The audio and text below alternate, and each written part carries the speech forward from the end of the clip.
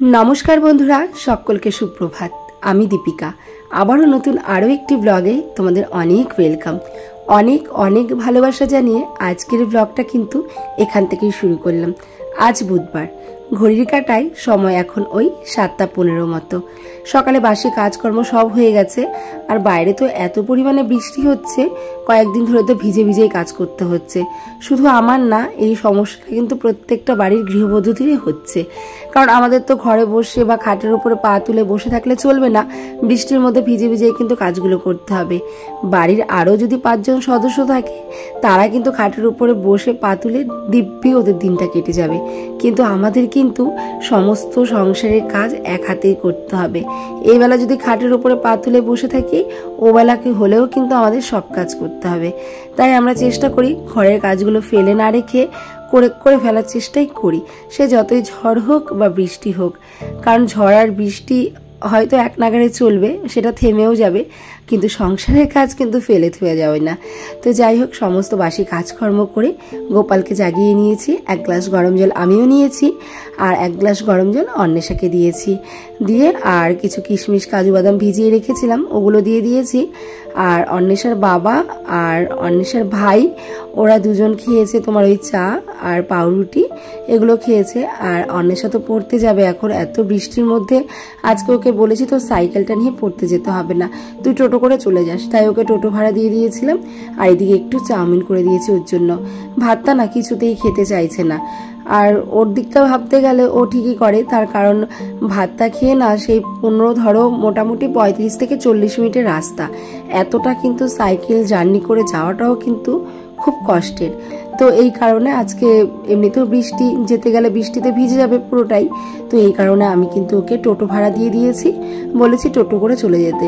ও chowmein টিফিনটা পেয়ে তো আজকে ভীষণ খুশি, কারণ বেশিরভাগ দিনই ওকে ভাত দেওয়া হয়। এই রিসেন্ট 2 থেকে 3 দিন হলো ঘুরিয়ে ফিরিয়ে টিফিনটা দেওয়ার চেষ্টা করছি। তো চাউমিন তো ওর ভীষণই প্রিয় একটা খাবার, ও চাউমিন পেয়ে ভীষণ খুশি। ও খেয়ে পড়তে চলে গেছে আর বাবুকেও একটু দিয়েছিলাম সামান্য। আর এদিকে দেখো ভাত আর ডালটা বসিয়ে এখন বিছানাটাও গুছিয়ে নিচ্ছি। আসলে ঘরের অন্যান্য কাজকর্ম আগে পরে করলেও চলে, কিন্তু বিছানাটা না গোছালে না একদম ভালো লাগে না। বাইরের কাজগুলো সবার প্রথমে করতে হয়, বাসি কাজ যেটা সেটা কিন্তু সবার প্রথমে করতে হয়। তার কারণ বাসি কাজের মধ্যেই কিন্তু আমাদের সংসারের লক্ষ্মীশ্রীটা বজায় থাকে। আর বাসি কাজ যদি সময় মতো না করা হয় তাহলে দেখবে সংসারটাও কেমন যেন লক্ষ্মী ছাড়া মনে হয়। আর সেক্ষেত্রে ঘরের কাজের মধ্যেও কিন্তু সবার প্রথমে বিছানাটা গুছিয়ে নিতে হয়। তার কারণ বিছানাটা যদি পরিপাটিভাবে গোছানো থাকে তাহলে দেখবে ঘরের অর্ধেক পয় পরিষ্কার কিন্তু বিছানার উপর নির্ভর করে, আর ঘরের অর্ধেক সৌন্দর্যও কিন্তু বিছানার উপরে নির্ভর করে। যেমন বাড়ির শোভা বাড়ায় উঠোন, তেমনি ঘরের শোভাও কিন্তু বিছানা বাড়ায়। দেখবে বিছানার মধ্যে যতটা সুন্দর পরিষ্কার বা সাদা রঙের একটা বেড কভার সুন্দর করে পাতা যায়, তাহলে দেখবে ঘরের লুকটাই চেঞ্জ হয়ে যায়। তো আমি সবসময় আগে চেষ্টা করি বিছানাটা সে যেমনই আছে না কেন ঠিক তেমন জিনিস দিয়েই একটু পরিপাটি করে গুছিয়ে রাখার। যাই হোক, বিছানাটা গুছিয়ে ঘরে জানালাগুলো খুলে আবারও চলে আসলাম রান্না করতে। ওদিকে তখন তো তোমরা দেখলে ডালটা সেদ্ধ বসিয়ে ভাতটা বসিয়ে গেছিলাম। তো ডালটা সেদ্ধ হয়ে গেছে, ভাতটা এখনো অবশ্য হয়েছিল না, তো ডালটা সেদ্ধ হয়ে গেছিলো। আর এই ডালটা না ভীষণ ভালো, মানে একটা কি দুটো উতাল আস্তে আস্তে ডালটা এত সুন্দর গলে যায়, খুব তাড়াতাড়ি রান্নাও হয়ে যায়। আর এদিকে একটু মিষ্টি কুমড়ো দিয়ে আর একটা উচ্ছে ছিল ঘরে, ওই উচ্ছেটা দিয়ে আর কিছু কাঁঠালের বীজ দিয়ে একটু ভাজা ভাজা করে নিয়েছি।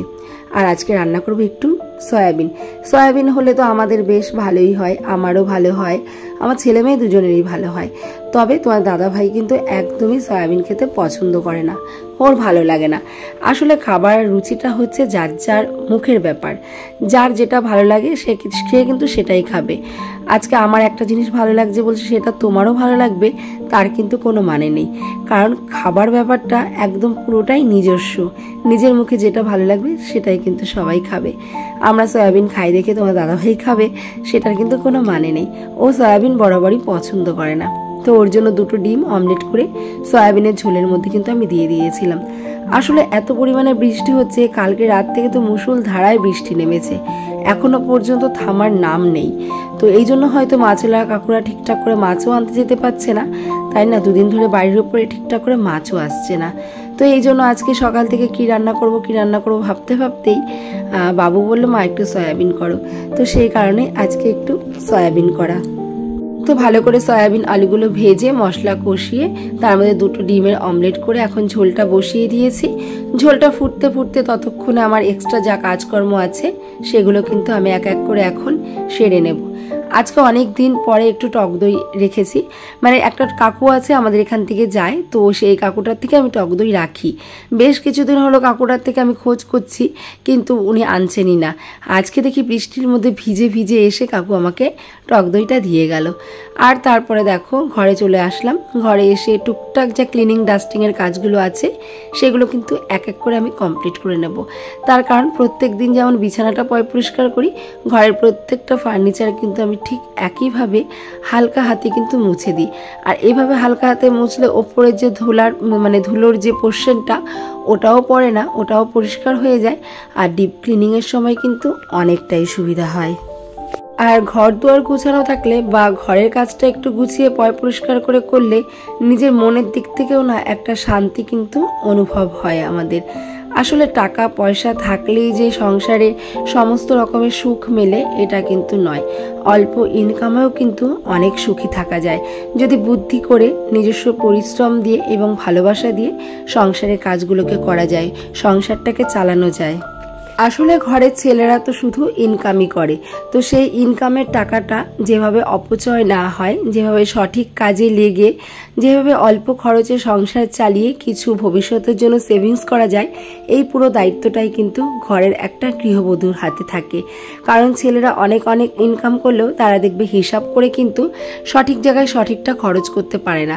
সেক্ষেত্রে আমরা মেয়েরা যদি একটু হিসাব করে সংসারটাকে ঠিকঠাকভাবে চালাই তাহলে দেখবে বছর শেষে বা মাস শেষে অনেকটা মানি সেভিংসও করা যায়, প্লাস সংসারে কিন্তু লক্ষ্মীশ্রীও বজায় রাখা যায়। আমাদের যার সংসারে যেমন আয় আমাদের কিন্তু ঠিক তেমন ভাবেই চলা উচিত। কারোরটা দেখে লোভ বা হিংসে করে কিন্তু কোনো লাভ নেই। কারোরটা দেখে লোভ বা হিংসে যতক্ষণ করব ততক্ষণে যদি আমি কাজ করি তাহলে কিন্তু আমার 2 টাকা প্লাস আরও 1 টাকা আমি ইনকাম করতে পারবো। সেক্ষেত্রে কিন্তু আমার 2 টাকার জায়গায় 3 টাকা ইনকাম হবে। তাই কারো বিষয়ে সমালোচনা না করে বা কারো কে কী করলো সেদিকে না তাকিয়ে নিজের সংসারের দিকে আমাদের ধ্যান দেওয়া উচিত এবং নিজের সংসারটা কিভাবে ভালোভাবে চলবে, স্বামীর কম ইনকামেও কিভাবে আমরা গুছিয়ে সংসারটাকে করতে পারবো সেই দিকে যদি আমরা নজর দিই তাহলে দেখবে একটা দিন এমন আসবে আমাদের সংসারটাও কিন্তু উন্নতির একটা চরম সীমায় আমরা পৌঁছে নিয়ে যেতে পারবো। আর এই দায়িত্বটা কিন্তু আমাদের একমাত্র ঘরের গৃহবধূরাই নিতে পারে। কারণ ওই যে বললাম ছেলে মানুষরা শুধু কিন্তু ইনকামই করতে পারে, সেগুলোকে গুছিয়ে রাখার দায়িত্ব কিন্তু আমাদের মতো গৃহবধূদের হাতেই। তাই চাইলেই একটা গৃহবধূ যেমন তার সংসারটাকে সোনার সংসারে রূপ দিতে পারে এবং সেই গৃহবধূরাই যদি ইচ্ছা করে তাহলে কিন্তু একটা সংসার ধ্বংসও করে দিতে পারে। তো সেটা কিন্তু পুরোটাই একদম নির্ভর করে একটা গৃহবধূর হাতেই।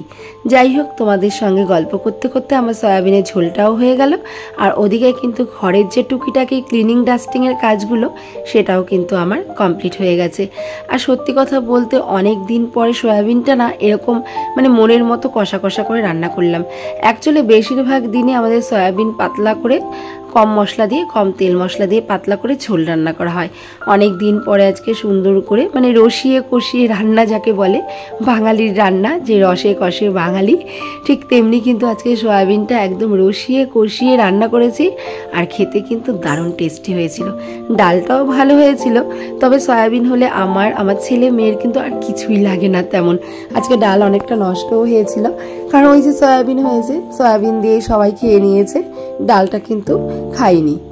তো যাই হোক, রান্না বান্না তো কমপ্লিট হয়ে গেছে। রান্না করতে যদি লাগে 1 ঘন্টা, রান্নাঘর গোছাতে কিন্তু লাগে প্রায় 2 ঘন্টা।